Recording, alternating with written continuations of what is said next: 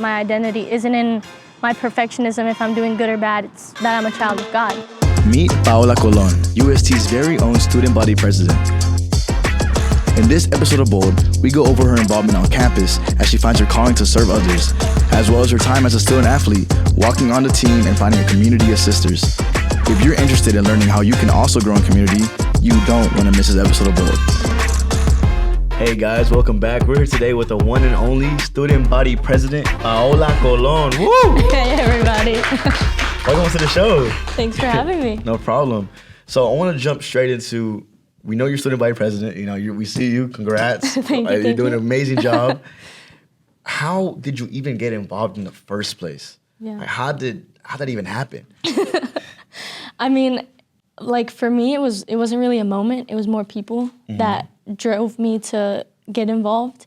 Like my freshman year, I think it was even during the summer before freshman year, we had cup camps. I think that's what they were called at the time. But we had cup camps. So we would always come to campus and see the orientation leaders and just the amazing community and just the student leaders that were so loving and made St. Thomas feel like a home and just made me feel so welcome. It's so hard to like come in as a freshman and go into a new campus and just a new environment that you don't know. So just being able to have those student leaders and have those faces that you recognized and that made you feel so welcome, it was something that I knew I wanted to do. And I really didn't get involved in high school. I just focused on soccer a lot. But just being able to come to a new environment with so many amazing opportunities, it was just great to be able to have those familiar faces and those people pushing me to get involved and get out my comfort zone and just shoot for things that I would have never imagined myself doing, like SBP, but just having those people guide me and help me and lead me to get out my comfort zone and be the best person I can be, you know? Let's go. You're doing a great job. Thank you. And there's so many clubs. There's so many organizations here on campus. There's RSO, CSA, CI. Too many. There's a lot. What led you to start with Kelt Sports Association? Yeah. So I got through to Kelt Sports Association through the CLP process, which is a great opportunity. Y'all should go apply. But it's just a great opportunity because you apply once and you do one application, but you can apply for so many different positions. You can do Res Life, you can do Freshman Symposium Mentor, you can be involved in campus ministry, you can be a part of an ESO. So there's just so many opportunities that come with just one application process. So I applied for that to do FSM because my Freshman Symposium Mentor was just amazing. I loved her and just wanted to give back to the freshmen coming in. And then Peter was like, I need her on my team. So he was really pushing me to do CSA, and I knew that Kelt Sports Association had like a basis in sports, and being an athlete and loving sports and just loving the athletic community, I knew that I was gonna feel comfortable there. So I wanted to be able to give those students an opportunity to come out and play sports, and even if you know how to play, you don't know how to play, you have friends, you know, you can just come and make friends that enjoy the same thing you do, you know, just go out, have fun, do recreational trips to Astros Astros games, Rockets games, you know, and just have fun time doing sports, you know? Yeah. So speaking a little bit about being a student athlete, you mentioned it. How was that? Did you come in as a student athlete? How did that process even happen? How did you get to be a student athlete? Yeah, I actually didn't get recruited outside, so I guess you could say I walked on. Yeah, that's nice. Thank you. But just being able to come in and know that I have a family, because my teammates were really the friends I had in high school, the friends I had in my lifetime were my teammates. Yeah. So just being able to come into college, playing the sport I love, being able to have that family, that sisterhood background, and just having those people that I can rely on, it's definitely a huge part of who I am, being a student athlete, but just being able to play the sport I love, you know? I love soccer is my passion, so just having fun, you know? So I kind of want to shift things a little bit. You know, you got involved, and you got super involved with CSA, became a soccer athlete. Were there any times that there was like you were struggling, any challenges you had to overcome during all this time? Yeah, for sure. I mean, coming into college, there's so many different obstacles that you have to face. But I would say the biggest challenging semester, I guess you could say, I had was sophomore year, that fall of sophomore year.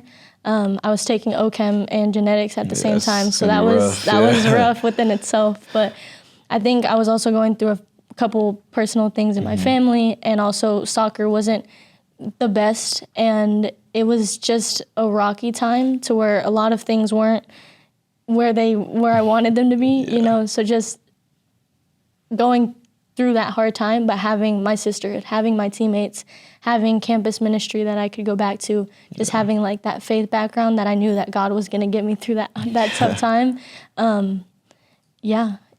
It's a tough time, but just being able to have that community that I could rely on.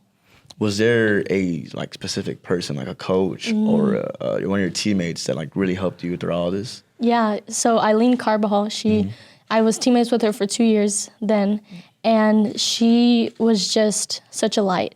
You could tell she was on fire for God, and just that love of God that she continued to spread with our teammates, with just everyone she interacted with, really. She pushed me to join student athlete small group that she had at the time.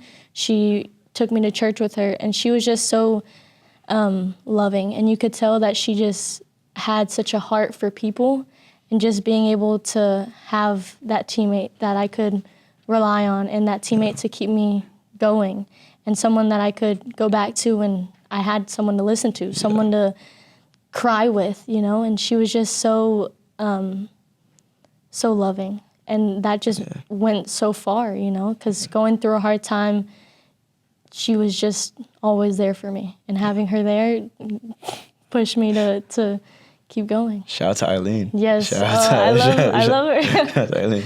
So, you know, you're talking about your teammates, the whole being part of the women's soccer team. Let's actually go check it out. Let's go check out where you practice. Let's go check the Jack. We'll see you out there, guys. Let's do it.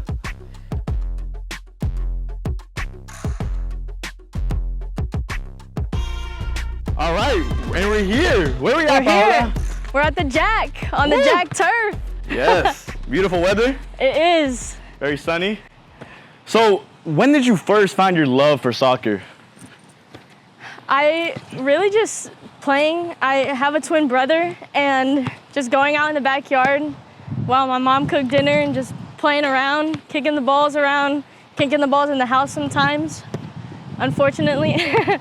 But just being able to have that sisterhood, I would say, really just allowed me to have a bigger passion for soccer. So during your time here in the soccer team, what's been like your favorite highlight in game? Like a special score, a goal, a block? Man, there's a lot of amazing highlights. I would say like two different highlights, but one more like general is just going out on the trips with my teammates. Yeah. Like we would leave on a Thursday, come back on a Sunday. So it was really like when you're away from your home, away from your families, your teammates become your families, and they become the people that you talk to most. So just being able to go out, be in hotels with them, eat every meal together, be on the bus for 6-7 hours together, you really just become close and tight-knit with your sisterhood. But there was one game this senior year that I went off and I scored 2 goals. Okay. And just being able to like have my friends on the sideline cheering me on, have my teammates on the sideline cheering me on, it just felt really great to see the fruit of like all the practices and all the 3 years that I had been playing, and be able to get my first collegiate goals. I was like, really, it was just such a joy to be able to have that moment. Boom. Yeah, there you go. Soccer was fun. Soccer was great. Amazing team. I want to go back to a little bit when soccer wasn't fun. When the struggles started coming in, the difficulties, the challenges. What were those moments that helped you find yourself? Yeah, I feel like a huge part of soccer and being an athlete in general is just perfectionism. Because as an athlete, you have that competitive spirit and you want to be able to be perfect. And it was hard, like that sophomore semester I had when soccer wasn't going good. I definitely would say that I placed my identity in soccer, and if soccer was going good, I was doing good. If it was going bad, I was doing bad.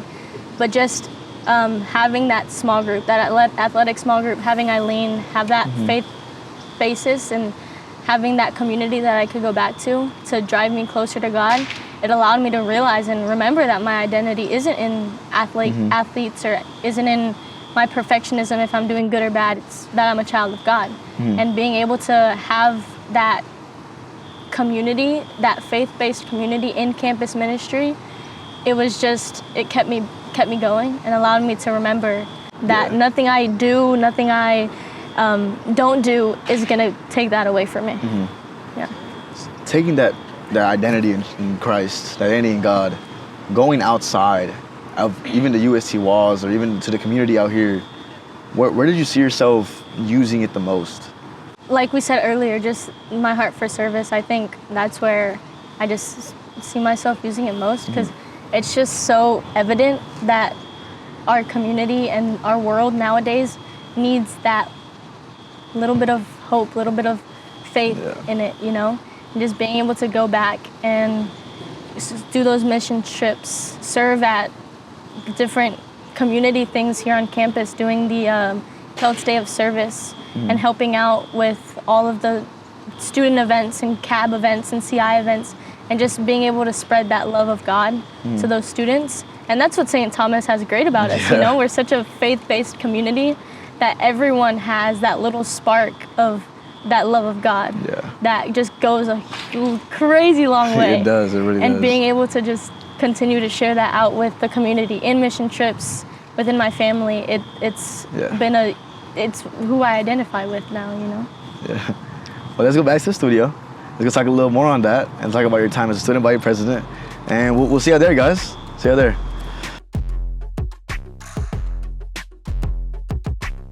And we're back. Thank you so much, Paola, for showing us the turf, showing us where you practice with your teammates. Yeah. And I want to talk about your calling for service, your calling for serving others, the gift. How do you see yourself applying that gift? Yeah, I think service is very important, and service can be so small. Like, I have a heart for missions, but it really doesn't even have to be missionary work. I feel like service can be in your church, service can be at your school, service can be giving a smile to someone else, you know, just being there for others and having a heart to serve your community and just show that love that God has for all of us. Yeah. And I think I've been given that, so I just want to be able to reciprocate that and give that back to St. Thomas, back to the world, back to my community. So speaking about giving it to the world, you mentioned missions. How was your missionary trip that you did to Honduras? Yeah. You know, that's my home country, so I'm interested. How did that go? It was great. You really go out there and they are so grateful that you're serving them. But at the end of the day, you really reflect back on that experience and you realize that, like, I came out winning in that sense, you know? Like, just their heart and their faith and just their love that they have for others, really, that bleeds on you, and then you want to give back and go out to the community and do that. And I just love the heart that they have, and just it's really just an eye-opening experience, and you just realize how grateful you are to have everything that we have here, because it was a medical mission, so we would go to, we would partner with churches that were more in impoverished areas that, I mean, these families lived in wooden, basically boxes, you know, and it was really hard to go out to the community and see the environment that they were living in, and you could tell that they were just so happy with what they had. You know, they would be sleeping on the floor or sleeping in a bed with 4 or 5 siblings, with their parents, with their 3 dogs, with their 4 cats, you know, so it was just a whole bunch of people in such a small area, but they were just so joyful, and they were just so grateful for what they had, and you would, like, talk to them and they'd be like, oh, gracias Dios, you know, and you could just see the joy that they had. That's beautiful. And, like, I mean, that's why I say that they reflect more on you, you know, because you come back and you're like, wow, I have all of this stuff. I can go walking a mile down the street and I can go to a hospital, go to a clinic to get help. So, and I mean, a lot of those families don't even have vitamins, don't have the basic needs that we have all the time. And we're so grateful to have all these different clinics and just all the amazing opportunities that we have for healthcare and just the basic needs that get met every day. And just going out there and seeing that not everyone in the world has these opportunities that we do here it's really, really eye-opening. Yeah, that's beautiful. That's an amazing experience, definitely. And this was all before, before this year, right? This is, when was this? Well, I went twice. So I went in 2020, actually right before COVID. Oh, wow. And then I went in 2024. So, yeah. Oh, this summer, past summer. Oh, wow, that's crazy. So, I guess before this, you're applying to be student body president. What kind of pushed you to do that? I mean, I know you had a call to service. So what pushed you, like, was that your goal, coming to St. Thomas, or? I mean, like I had mentioned earlier, in high school, I really wasn't involved. So just, like, being able to give back to the community. And Lucy, which was the SBP prior to me, she just would always have such a big smile and so, like, loving and caring for everyone. And she really pushed me to do what, like, give back and continue to have that heart and serve others and smile. And like I said earlier, smile goes a long way, you know, and just being that place for others, students to go and talk to, and just being able to go to the board meetings and talk and advocate for the students. And I mean, there's a lot more to SBP than just talking to students, but it was just such a great opportunity to make connections and really get to know the board members. And the board members are just such amazing people, and they really just care for the students and care for St. Thomas. And everyone here is just such a faith-based, loving community that it's just, everyone feels like family, you know, and you go and it's really just a home away from home. I couldn't have said it better myself, literally. Yeah. And you're graduating this May. We hate to see you go. We're excited for you, for what's still to come. What are your plans after? Yeah, so a little bit towards my medical missions journey. I want to go to PA school, so physician's assistant school. And it's a graduate school, so it'll be about 2 years. But I'll go apply to different universities. There's some in Dallas, but really just stay in Texas and start that physician's assistant journey to be able to end with my goal of being a medical missionary. That's beautiful. Yeah. Well, thank you so much, Paola, for telling us your course. beautiful story. We're excited to see where the future holds you, and we'll see you around. And we'll stay bold, guys. See you next episode. Thank y'all.